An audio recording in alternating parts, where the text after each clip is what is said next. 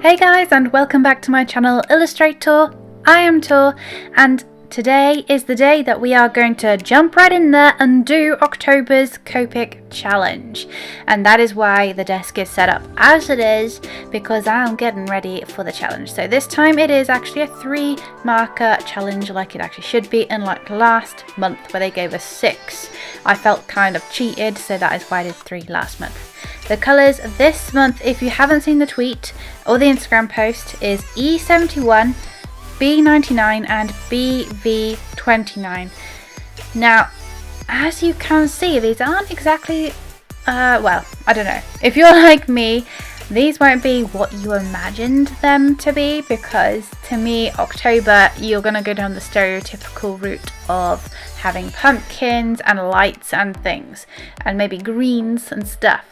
But they, instead of going down the typical road, they've actually been quite clever and gone down the spooky, creepy, and frankly for me, hard to use colours. I do have these 3 colours, but I don't usually use them in this context, certainly not together. It was definitely a challenge for me this month, just because they're on the testing swatches. As you can see right now, they look quite nice-ish, swatched as random blobs with their names above them. So I thought, oh, okay, I'll see if they blend together okay. And the answer is not really. They don't exactly blend smoothly into each other. The only real way you can get them to blend smoothly, I'm hungry clearly. The only way you can get them to blend smoothly into each other is by using the touch tip method, which yeah, it's good, but I didn't really want to do that to 2 coloured markers. I don't mind doing that with my spare colourless blender. I don't care if that nib gets dirty, but I didn't want to do that to like one of the main ones that I can bounce back to. E71 I do use quite a lot in like fur tones of animals and things, so I wasn't about to purposefully muck up a nib. So like I have done in the last few, I did do the block swatches, which is the top row, and then the line swatches. And I take each colour and let them, or try and get them to blend with each other so I can see roughly what looks like what.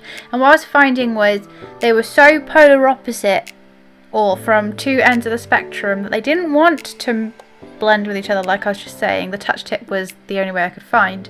But when you layered them, they did have a lightning effect, which is kind of like obviously to be expected, because the E, the lighter colour, usually has a higher level of colourless blender in with it.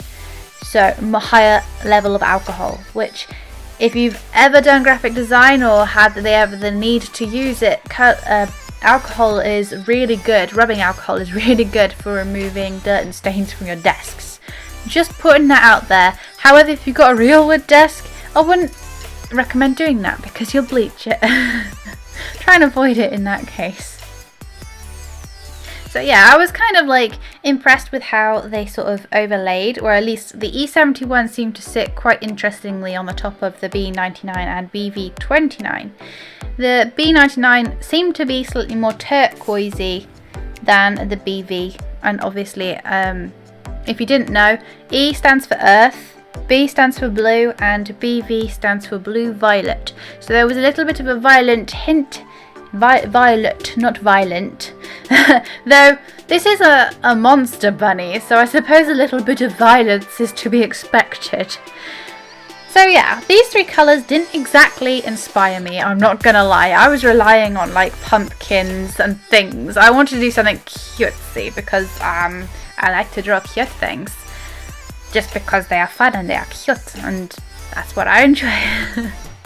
So this has really definitely pushed my boundaries. And when I was a teeny tiny person, I used to like drawing monsters out of nothing, like make spiralized legs and weird shaped necks and weird, like really weird monsters and things, just because it's fun. And I used to call them my brother because we used to take the mick out of each other. Something chronic. back in the day. But yeah, that was a long time ago, so I thought, okay, well, I haven't got a clue what to do here. So I just let the pencil wander around the page. I knew I wanted to keep it as a bunny because the whole thing's been about bunnies, but I wanted it to suit the colours that we were given this month. Even if I didn't like the colours that I was given, I kind of just wanted to put myself into that situation where I had to get used to something that I wasn't happy or even comfortable using. And actually I'm quite pleased with what I came up with. The bunny is kind of like a Frankenstein-esque monster with like talons, claws and scruffy fur and a horn on the end of the nose and 2 more horns on the top of the head, just to like crown everything off.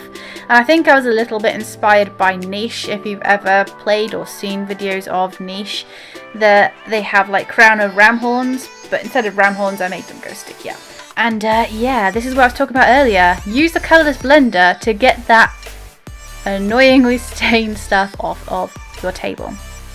So as you can see, the background, I was inspired by Scribblefix's drop stripped backgrounds, and I thought that would give the illustration something a little bit more to like lift it, because I was worried about it feeling a little bit like flat.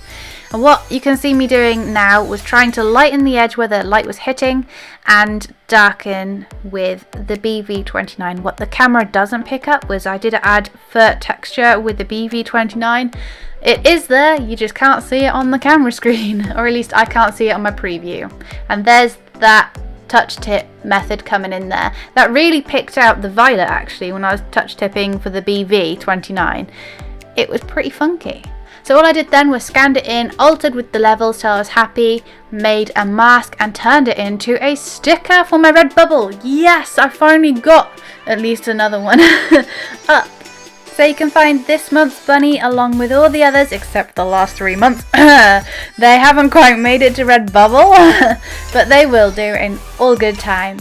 So guys, thank you so much for watching. Please remember to give this video a nice big thumbs up. Lets me know that you like it. Please also remember to hit the subscribe button along with the little notification bell to get all of the notifications to stay in the arty loop. Until next time guys, love you all, bye!